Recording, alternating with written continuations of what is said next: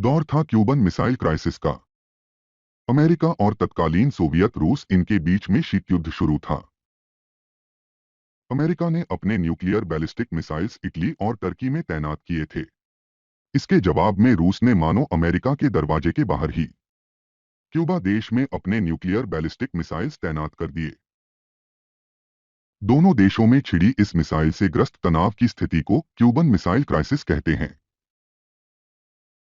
27 अक्टूबर 1962 America के navy aircraft carrier जहाज Rudolf ने अटलांटिक महासागर में क्यूबा देश के नजदीक B-59 नामक रूस की एक पनडुब्बी को ढूंढ निकाला। ये पनडुब्बी डीजल पावर से चलती थी और ये न्यूक्लियर मिसाइल से लैस थी। अमेरिकी नेवी इस पनडुब्बी को गहरे पानी से ऊपर सतह पर आने के लिए फोर्स कर रही थी। इसके लिए लगातार उस पनडुब्बी को रेडियो संदेश से धमकाया जा रहा था। उस पनडुब्बी का कई दिनों से रूस की राजधानी मॉस्को से कोई संपर्क नहीं हुआ था। वो लोग छुपने के लिए पानी के इतने अंदर चले गए थे कि उन तक रेडियो सिग्नल स्पष्ट तरीके से पहुंच नहीं पा रहे थे। पनडुब्बी में जो क्रू सवार था, उन्हें इस बात का अंदाजा ही नहीं हो रहा था कि उन्हें सतह पर आने के लिए क्यों उकसाया जा रहा है। उन्हें ठीक से ये तक कंफर्म नहीं था कि क्या ऊपर अमेरिका और सोवियत रूस का युद्ध चालू हो गया है या नहीं, और अब उन्हें करना क्या है। पनडुब्बी के कप्तान वैलेंटाइन सैविट्स्की ने यह डिसाइड किया कि शायद ऊपर युद्ध शुरू हो चुका है और अब हमें न्यूक्लियर मिसाइल दाग देनी चाहिए।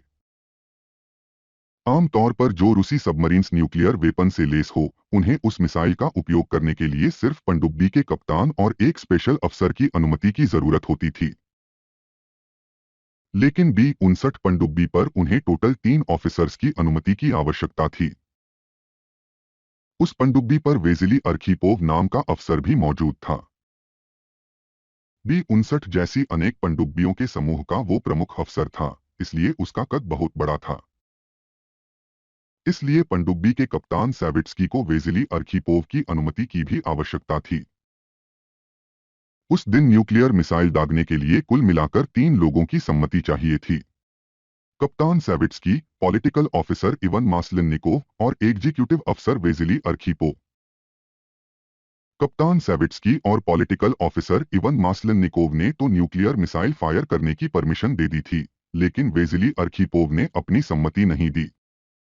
उसने कप्तान सैविट्स्की को पनडुब्बी सतह पर ले जाकर सोवियत रूस से कंफर्म संदेश आने तक इंतजार करने के लिए कहा।